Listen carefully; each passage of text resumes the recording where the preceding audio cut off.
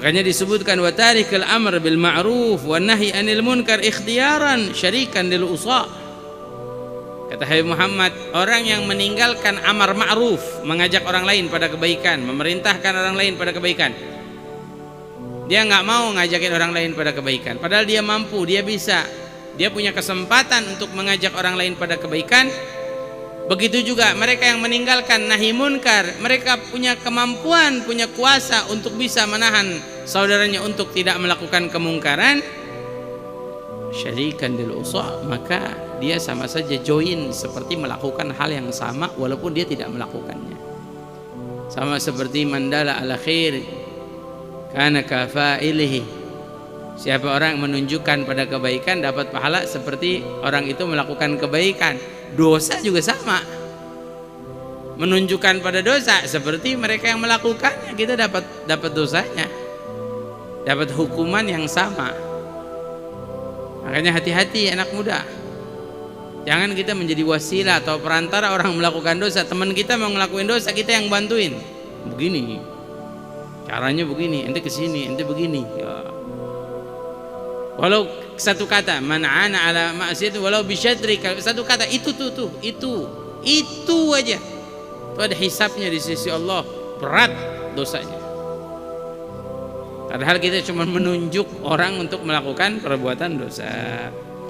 Makanya wa ridha bil kufur kufur, kata Habib Muhammad bin Abdullah Al-Haddad, ridha dengan kekufuran itu kafir, kekufuran.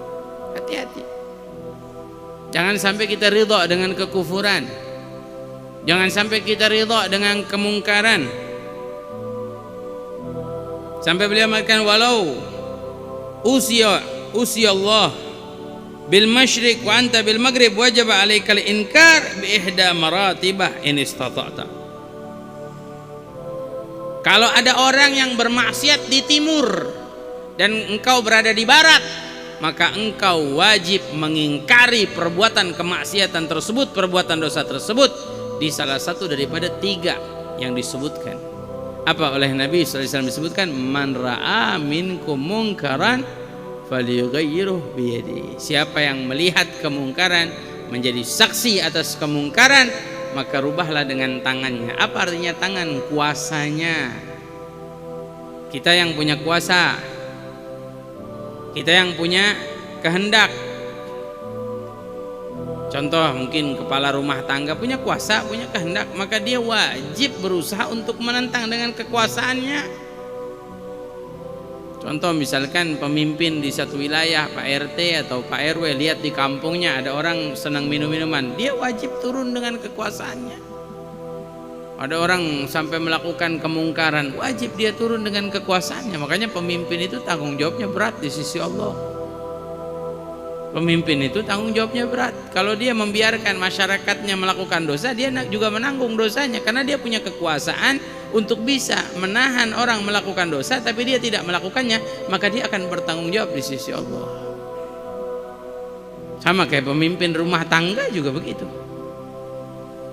Kita suami tahu kalau istri kita ngelakuin dosa, anak kita ngelakuin dosa, atau ada yang di rumah kita nih, lingkungan kita ngelakuin dosa, terus kita nggak mau merubah mereka, nggak mau menahan mereka, nggak mau menentang mereka, maka apa? Kita ikut seperti melakukan dosa. Allah kalau sudah memberikan ujian, musibah, al-bala ya balanya itu turun menyeluruh, nggak pakai pilih-pilih, nggak ada dipilih. Kalau Allah turunin azab atau musibah, dipilih dulu, ini yang taat, ini yang nggak taat, enggak, semua rata. Kalau tsunami semuanya kena, yang taat yang maksiat kena. Kalau banjir semuanya kena, yang taat yang maksiat kena. Kalau gempa semuanya kena. Kalau longsor semuanya kena, yang taat yang maksiat semua kena.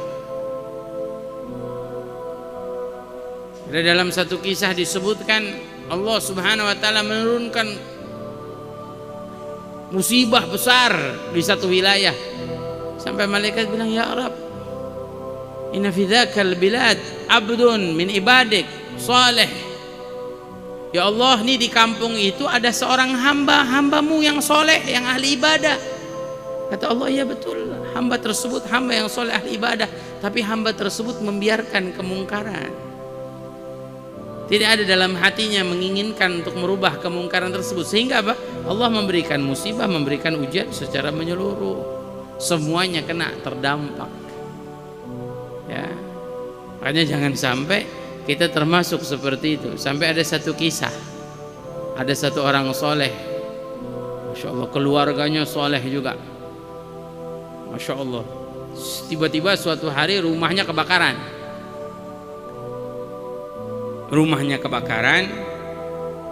Keluar dari tempat kebakaran, ini orang soleh tanya sama keluarganya, ini hari Allah kasih ujian, kasih musibah kita nih. Ini pasti ada satu orang di antara kita yang tidak taat pada Allah nih, yang melakukan kemungkaran, keburukan nih. Coba siapa yang bisa menyampaikan apa yang ditinggalkan? Mungkin ada sholat yang ditinggalkan apa? Dijawab oleh semuanya. Istrinya jawab, saya sholat alhamdulillah. Anak-anaknya semua bilang sholat alhamdulillah. Nggak ada yang ninggalin sholat 5 waktu saat itu.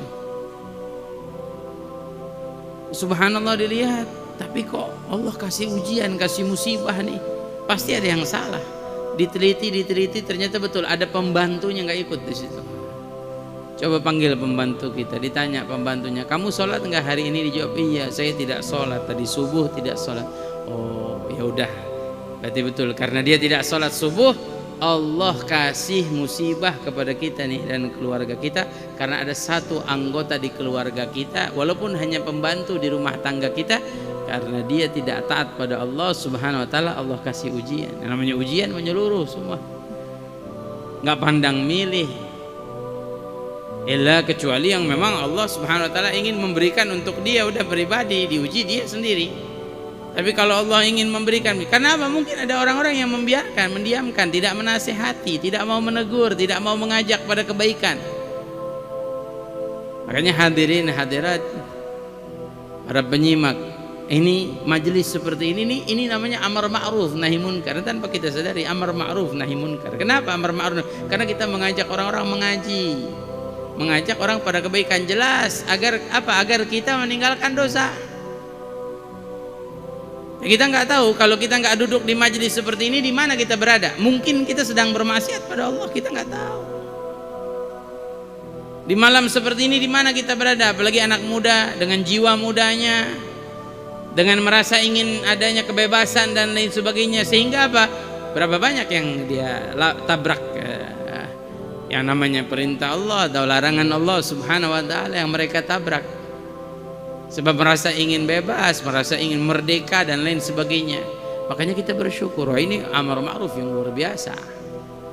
Ya, jadi jangan kita pikir kita hadir mengaji majelis dulu, ya, amar ma'ruf nahi munkarnya mana? Kata siapa nggak ada amar ma'ruf? Ini amar ma'ruf nahi munkar. Berapa banyak yang mungkin tadinya jauh dari Allah, sebab hadir di majelis Allah rubah hatinya sehingga dia menjadi orang yang dekat dengan Allah, taat ibadah, terbimbing, terajak dia menjadi orang yang baik. Nah, ini majelis ini termasuk amar ma'ruf yang luar biasa.